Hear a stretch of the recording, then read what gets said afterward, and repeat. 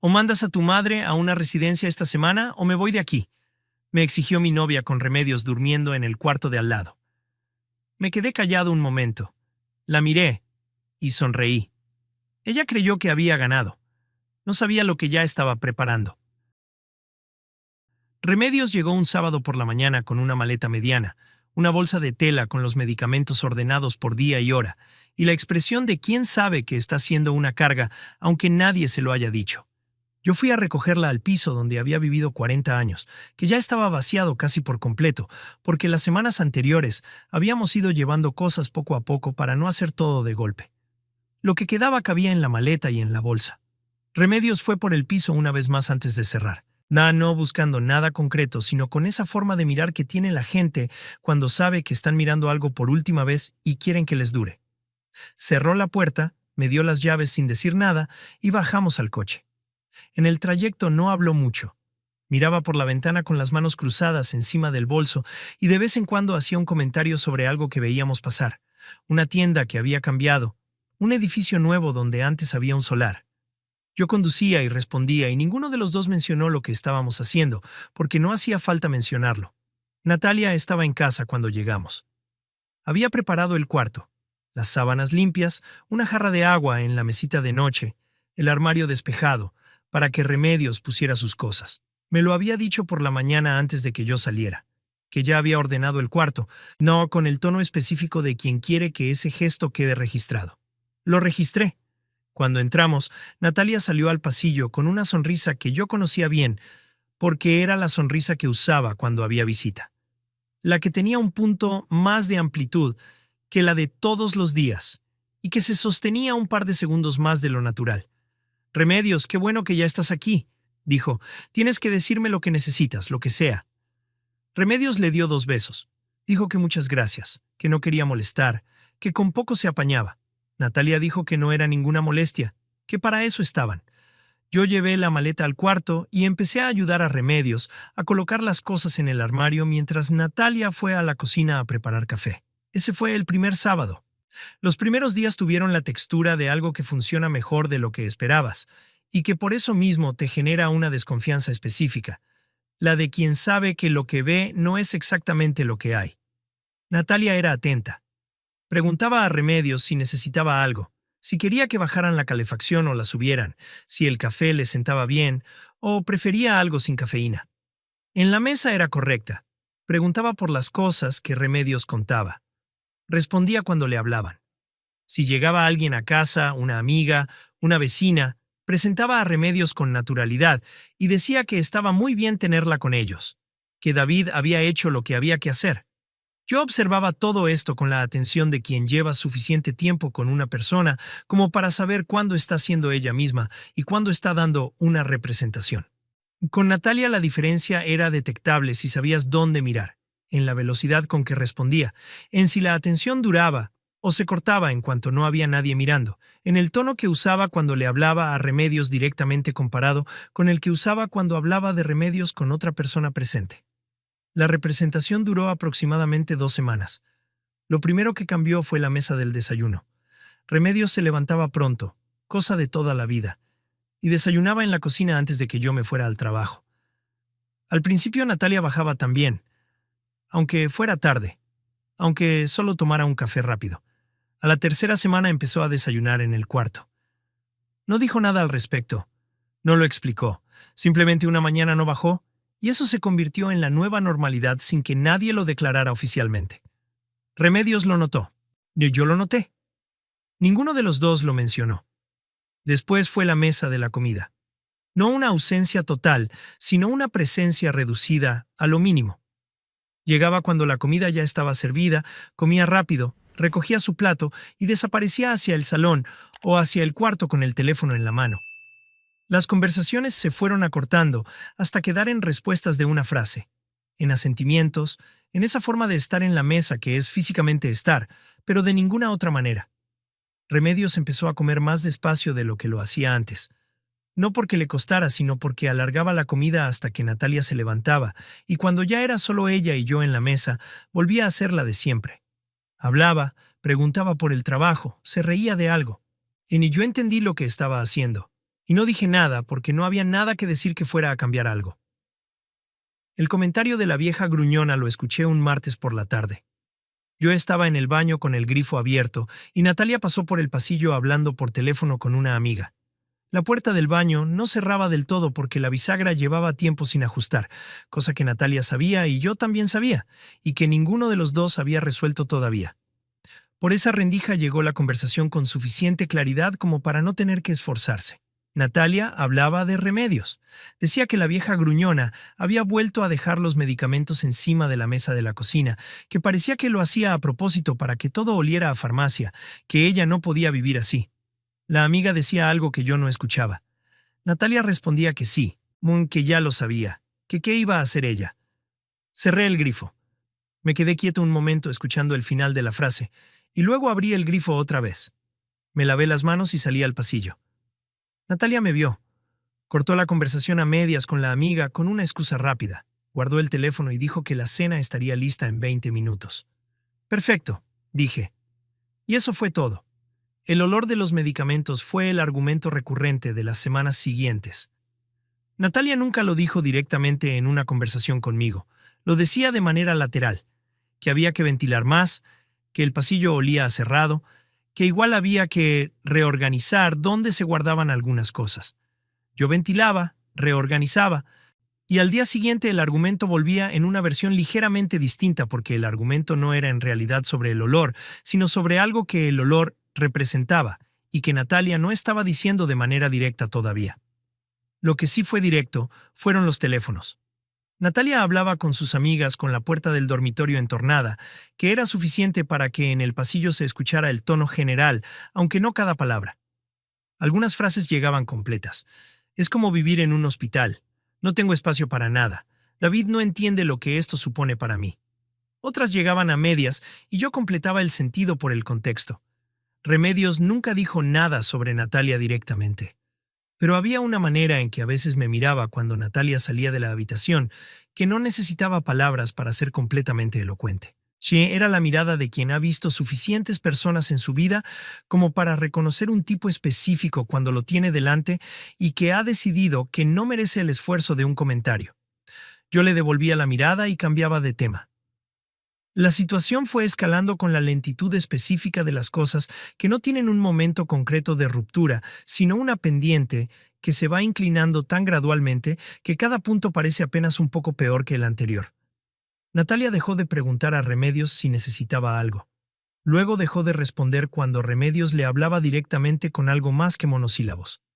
Luego empezó a salir más por las tardes, a volver más tarde, a estar menos en los espacios comunes de la casa, en los horarios en que Remedios estaba en ellos. Remedios lo fue ajustando sin quejarse. Si Natalia desayunaba tarde, ella desayunaba temprano. Si Natalia ocupaba el salón por la tarde, ella se quedaba en el cuarto con un libro. Achicaba el espacio que ocupaba de manera sistemática y silenciosa, con la dignidad específica de quien no va a pedir permiso para existir, pero tampoco va a generar un conflicto que le cause problemas a su hijo. Eso me costaba más que cualquier otra cosa. No lo dije. Seguí observando. Seguí contando. Seguí llegando a casa cada día y evaluando en qué punto estaba la pendiente y calculando hacia dónde iba si continuaba con la misma inclinación. Hacia dónde iba era bastante predecible. Natalia creía que yo no me daba cuenta. Ese era su primer error. La presión empezó a cambiar de forma a las pocas semanas de que Natalia decidiera que disimular ya no valía la pena. Antes era lateral. El olor de los medicamentos, la ventilación y la reorganización de los armarios. A partir de cierto punto pasó a ser directa, de frente, sin el filtro de las excusas prácticas. Natalia quería que yo eligiera y había decidido que el camino más corto era decirlo sin rodeos. La primera vez fue un domingo por la tarde. Yo estaba en la cocina y ella entró, cerró la puerta con cuidado para que Remedios no oyera desde el salón, y dijo que así no podía seguir, que necesitaba que habláramos en serio, que esto no era lo que ella había firmado cuando decidimos vivir juntos. Le pregunté qué era exactamente lo que no era lo que había firmado. Dijo que vivir con una persona mayor enferma, que eso cambiaba todo, la dinámica, el espacio, la intimidad, que ella lo entendía pero que tenía que ser honesta. Asentí. Dije que lo entendía, Dije que le daba vueltas, y cambié de tema. Y Natalia salió de la cocina con la expresión de quien no ha obtenido lo que quería, pero tampoco sabe bien cómo forzarlo todavía. Lo intentó 3 veces más en las 2 semanas siguientes, cada vez con un argumento ligeramente distinto, pero con la misma dirección, que Remedios necesitaba una residencia con profesionales, que eso era lo mejor para ella también, que no era abandono sino responsabilidad, que había sitios muy buenos donde estaría mejor atendida que en casa.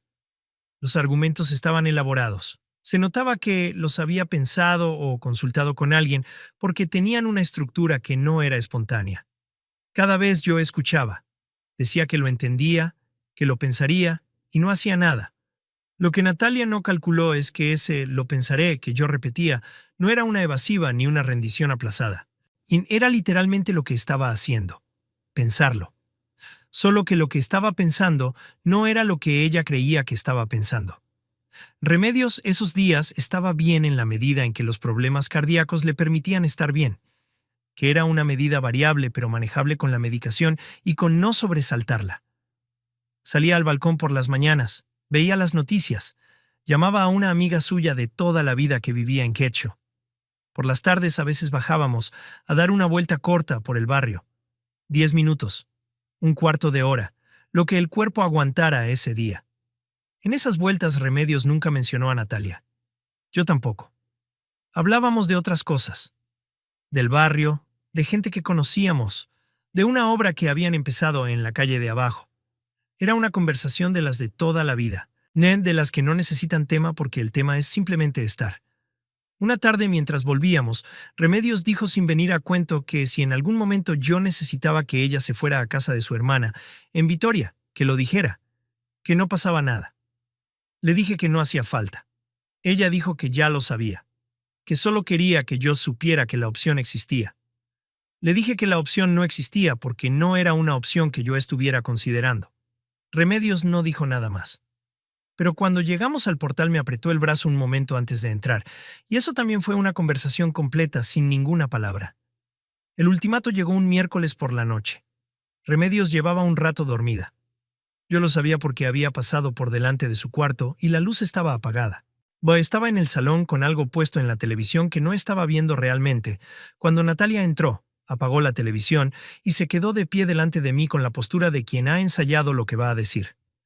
Necesito que me des una respuesta, dijo, esta semana, o buscas una residencia para tu madre o me voy. Y esta vez no es un aviso, David, es lo que va a pasar. La miré. ¿Esta semana? Esta semana. ¿O te vas? ¿O me voy? Me quedé mirándola un momento. Luego me recosté en el sofá. Crucé los brazos y sonreí. No una sonrisa de nervios ni de incomodidad. Una sonrisa tranquila, de las que salen cuando algo encaja exactamente donde esperabas que encajara. Está bien, dije. Natalia frunció el ceño ligeramente.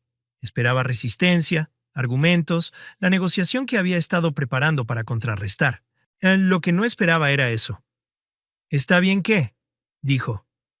Que me has dado una respuesta. Yo también te daré la mía. Dame unos días. Natalia me miró un momento más, intentando leer algo en la expresión que no estaba ahí, porque yo me había asegurado de que no estuviera. Luego dijo que de acuerdo, que esperaba mi respuesta, y se fue al dormitorio. Yo me quedé en el salón con la televisión apagada, pensando en varias cosas a la vez, ninguna de las cuales tenía que ver con buscar una residencia. Lo que hice en las 4 semanas siguientes no fue complicado, fue sistemático. El lunes llamé a una agencia inmobiliaria del barrio y pedí una valoración del piso. El hombre vino el martes, miró los metros cuadrados, la orientación, el estado general y me dio una cifra que estaba dentro de lo que yo había calculado. Le dije que quería venderlo con discreción y rapidez. Me dijo que con esas condiciones el margen de precio bajaba un poco. Le dije que lo sabía y que me parecía bien. El jueves llamé al médico de Remedios y le expliqué la situación, que íbamos a cambiar de ciudad, que necesitaba saber qué implicaba ese traslado para el tratamiento, qué había que coordinar, qué documentación había que gestionar.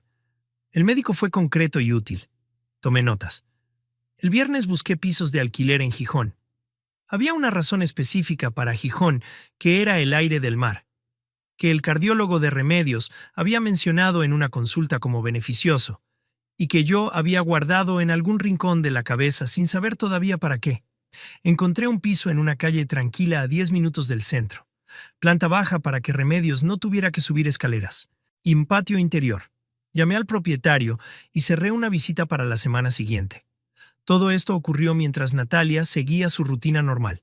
El trabajo, las amigas, las tardes en casa con el teléfono. En ningún momento di ninguna señal de que algo estuviera ocurriendo porque no había ninguna razón para darla. Natalia había dicho que me daba unos días. Los estaba usando. El piso de Gijón lo vi el martes siguiente y lo cerré esa misma semana con un mes de fianza y contrato a nombre mío. La agencia inmobiliaria de Bilbao encontró un comprador en menos de 3 semanas porque el precio era competitivo y el piso estaba en buen estado. Firmé el precontrato en el despacho de un notario un jueves por la tarde, mientras Natalia estaba en el trabajo. Cuando llegué a casa esa tarde, Natalia estaba en la cocina haciendo la cena. Me preguntó qué tal el día. Le dije que bien, que el trabajo había estado tranquilo. Me preguntó si había pensado en lo que habíamos hablado. Le dije que sí, que estaba en ello, que en unos días le decía algo. Ella asintió y siguió con la cena. Le dije algo un sábado al mediodía. Natalia estaba en el salón. Yo entré, me senté en el sillón frente a ella y puse el contrato de compraventa encima de la mesa de centro. Ella lo miró sin entender, lo cogió, leyó las primeras líneas y levantó la vista. ¿Qué es esto? El contrato de venta del piso. Está firmado desde el jueves de la semana pasada. Natalia volvió a mirar el papel. Lo dejó en la mesa con cuidado, como si necesitara un momento para que lo que estaba leyendo encajara con lo que creía que era la situación. «Vendiste el piso», dijo. «Vendí el piso. Sin decirme nada. 2. Tú tampoco me consultaste el ultimato». Señalé el contrato. «Tienes 30 días para retirar tus cosas, que es el plazo legal. Mi madre y yo ya tenemos a dónde ir. Tú y yo hemos terminado». Natalia me miró fijamente. «¿Estás de broma? El contrato está firmado ante notario. Si quieres comprobarlo, el número de registro está en la última página». Se levantó del sofá. Empezó a decir cosas, varias cosas a la vez. Que cómo había podido. Que era su casa también. Que no podía hacer eso legalmente, que iba a hablar con un abogado. Yo la dejé hablar porque el proceso ya tenía su propia inercia y ninguna de esas frases lo detenía. Cuando hizo una pausa dije que el piso estaba a mi nombre desde el principio y que si quería hablar con un abogado, el abogado le diría exactamente lo mismo que yo le estaba diciendo. «Me dijiste que lo ibas a pensar», dijo. Y lo pensé. Hice una pausa. «Me pediste que eligiera entre mi madre y tú. Elegí. Lo que pasa es que no elegí lo que tú esperabas». Natalia estuvo un momento mirándome con una expresión que mezclaba la furia con algo parecido al desconcierto de quien ha calculado mal una situación que creía tener controlada. Luego cogió el bolso, las llaves, y salió dando un portazo. Esa tarde le contó a sus amigas que se había librado de un hombre débil que había elegido a su madre enferma antes que a ella. Se lo contó con la energía específica de quien necesita construir una narrativa rápido, porque la alternativa es sentarse con lo que acaba de ocurrir, que era bastante menos cómodo. Sus amigas le dijeron que mejor, que se lo merecía, que iba a estar mucho mejor. Natalia estuvo de acuerdo. 3 días después, Natalia llamó a Marcos. Marcos era el ex del que Natalia había salido antes de conocerme, del que había salido, según ella, porque la relación no daba más de sí y porque necesitaba algo diferente. Marcos la recibió porque Marcos siempre recibía a Natalia cuando Natalia volvía, que era un patrón con suficiente historia como para que ambos lo conocieran, aunque ninguno de los dos lo llamara por ese nombre. Natalia hizo las maletas en 2 tardes, recogió lo que era suyo. Dejó las llaves en la mesa y se fue sin más conversación. Yo reservé un furgón de mudanza para el sábado siguiente. El sábado Remedios y yo cargamos lo que había que cargar, cerramos el piso de Bilbao por última vez y pusimos rumbo a Gijón. Remedios iba en el asiento del copiloto con la bolsa de los medicamentos en las rodillas mirando por la ventana. Yo, en algún punto de la autopista, cuando ya llevábamos un rato, dijo que no había visto el mar desde hacía mucho tiempo. Le dije que en menos de 2 horas lo veía. Natalia llevaba 3 días convencida de que se había librado de algo. Lo que le esperaba con Marcos era algo que ella todavía no había calculado bien. Marcos vivía en un piso de alquiler en el barrio de Recalde, con 2 habitaciones. una cocina que daba a un patio sin luz y una manera de organizar el espacio doméstico que dejaba claro que nadie había puesto demasiado esfuerzo en que aquello funcionara. Las cosas estaban donde habían caído. La nevera tenía lo mínimo. La lavadora hacía un ruido en el centrifugado que indicaba que algo interno no estaba bien desde hacía tiempo, pero que tampoco había sido suficientemente urgente para reparar. Natalia llegó con sus maletas y Marcos las metió dentro y le dijo que podía poner sus cosas en el armario, que había vaciado la mitad. Los primeros días, Natalia los describió a sus amigas como un nuevo comienzo, que a veces las cosas pasan por algo, que había estado demasiado tiempo en una situación que no era la suya, que ahora se sentía libre. Sus amigas le dijeron que se la notaba más ella, más ligera. Natalia estuvo de acuerdo porque en ese momento lo creía o porque necesitaba creerlo, que a efectos prácticos era lo mismo. Marcos fue atento los primeros días porque Marcos siempre era atento los primeros días. Tenía esa habilidad específica de los hombres que han tenido suficientes comienzos como para saber qué produce el efecto correcto al principio. Propuso planes. Fue a buscarla al trabajo una tarde. Le dijo que estaba bien tenerla de vuelta. Natalia interpretó todo eso como confirmación de que había tomado la decisión correcta. La primera señal llegó al final de la segunda semana, cuando Natalia fue al supermercado y al pasar por caja sacó la tarjeta y Marcos dijo que si podía pagar ella, que andaba justo ese mes, que el mes siguiente se organizaban mejor. Natalia pagó. El mes siguiente, Marcos andaba justo también, que había tenido un gasto imprevisto, que en cuanto se ordenara un poco, lo repartían de otra manera. Natalia siguió pagando la compra porque la compra había que hacerla y porque el argumento del gasto imprevisto era razonable en el contexto de un mes concreto, aunque se repitiera con una regularidad que hacía que la palabra imprevisto fuera perdiendo precisión. Las facturas de la casa las pagaba Marcos porque estaban a su nombre, pero había una manera en que las gestionaba que consistía en mencionarlas cuando le interesaba. Cuando quería recordarle a Natalia que el piso era suyo, que él era quien sostenía el alquiler, que sin él no tendría dónde estar. Lo decía sin decirlo, en frases que tenían otra superficie, pero que por debajo llevaban ese mensaje con bastante claridad. Natalia lo escuchaba, y no respondía porque responder abría una conversación que no iba a ningún sitio bueno. Lo del control fue más gradual, pero siguió la misma lógica de las cosas que empiezan pequeñas y se normalizan antes de que uno tenga perspectiva para ver el tamaño que han alcanzado. Primero fueron preguntas. ¿Con quién había quedado? ¿A qué hora volvía?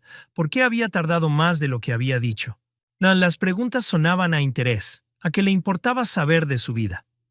Natalia las respondía porque no había ninguna razón aparente para no responderlas. Luego las preguntas empezaron a tener un tono diferente cuando la respuesta no encajaba con lo que Marcos esperaba. Una cena con una amiga que se alargó se convirtió en una discusión que duró hasta las 2 de la madrugada. No porque Natalia hubiera hecho nada concreto, sino porque Marcos tenía una manera de construir argumentos que partían de una conclusión ya establecida y buscaban los hechos que la sostenían. Natalia intentó varias veces tener la conversación directa, que ese tono no le gustaba, que no tenía que darle explicaciones de cada hora. Marcos escuchaba, decía que tenía razón, que lo sentía, que a veces se ponía así, pero que no era nada.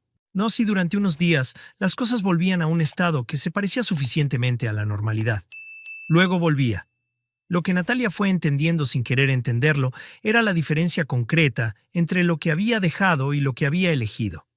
No en términos sentimentales, sino en términos de funcionamiento diario. La nevera que en Bilbao siempre había tenido lo que necesitaba. Las facturas que nunca habían sido un argumento. El espacio que había sido suyo sin que nadie se lo recordara como un favor. Esos detalles volvían en los momentos en que Marcos estaba siendo Marcos, y Natalia estaba en la cocina, mirando la nevera medio vacía, pensando en qué hacer para cenar con lo que había. Yo me enteré de todo esto después, cuando ya no importaba demasiado. En Gijón la vida tenía una velocidad distinta a la de Bilbao. No más lenta, sino más ordenada. Nada como cuando ajustas algo que llevaba tiempo desajustado y no te das cuenta de lo que pesaba hasta que deja de pesar. Remedios salía al patio por las mañanas. Los sábados bajábamos al mercado del centro. Era una vida sin ningún elemento extraordinario, y eso era exactamente lo que necesitaba que fuera. Remedios estaba mejor. El cardiólogo de Gijón revisó el tratamiento, ajustó una dosis, dijo que el entorno ayudaba. Yo no le dije que había elegido Gijón en parte por eso, porque no hacía falta decirlo. Ella lo sabía y yo lo sabía, y esas cosas no necesitan ser nombradas para existir. Un sábado por la mañana, Remedios estaba en el patio y yo estaba en la cocina cuando sonó el timbre. Abrí la puerta. Natalia estaba en el umbral con el bolso cruzado y la expresión de quien ha ensayado algo durante el trayecto, y ahora que está ahí no sabe exactamente por dónde empezar. Me hice a un lado. «Pasa», dije. Se sentó en la silla frente al sofá y habló. Me explicó lo de Marcos, cómo había sido desde el principio, cómo había ido entendiendo las cosas con el tiempo. Dijo que había tomado una decisión mal calculada, que en el momento no había visto con claridad lo que tenía, que a veces uno necesita perder algo para entender lo que era. Habló varios minutos, más de los que había calculado. Se notaba, porque cuando empezó había más cosas que decir de las que había preparado. La escuché hasta el final sin interrumpir. Cuando terminó, me apoyé en las rodillas y la miré. A ver si lo entiendo bien, dije. Te fuiste riendo. Le contaste a todo el mundo que yo era débil, que había elegido a una enferma antes que a ti. Elegiste a Marcos ese mismo día, con las maletas todavía calientes. Hice una pausa. Y ahora estás aquí porque Marcos te trata mal. Natalia abrió la boca. Déjame terminar, dije. Estás aquí porque la situación con Marcos no salió como esperabas, y porque resulta que la nevera llena y las facturas pagadas y el espacio sin que nadie te lo recuerde como un favor, tienen un valor que no pusiste en el cálculo cuando decidiste que yo era un hombre débil. Me recosté. El problema, Natalia, es que eso no es arrepentimiento. Es que el plan B no funcionó. No es eso, dijo. Puede que no lo sea del todo, pero es suficiente de eso como para que no cambie lo que te voy a decir. Me levanté, fui hacia la puerta y la abrí. No mereces una segunda oportunidad. Mereces exactamente lo que elegiste. Natalia no se movió durante un momento. Miró la puerta, me miró a mí, buscó en mi expresión alguna señal de que había margen para continuar y no encontró ninguna porque no había ninguna. Se levantó, cogió el bolso y salió. No dijo nada, no miró atrás. Cerré la puerta. Desde el patio llegó la voz de Remedios preguntando quién era. Nadie, mamá, dije. ¿Salimos a dar una vuelta? Dijo que sí, que le apetecía. Cogí la chaqueta del perchero, esperé a que saliera del patio y los dos salimos a la calle. Caminamos sin ningún destino concreto, como hacíamos la mayoría de las tardes. Remedios iba con la mano apoyada en mi brazo, mirando los escaparates, la gente que pasaba. En algún punto comentó algo sobre una floristería que tenía el escaparate bien montado. Le dije que sí, que estaba bien montado. El mar estaba a 10 minutos andando y Remedios ya sabía el camino de memoria. Seguimos caminando.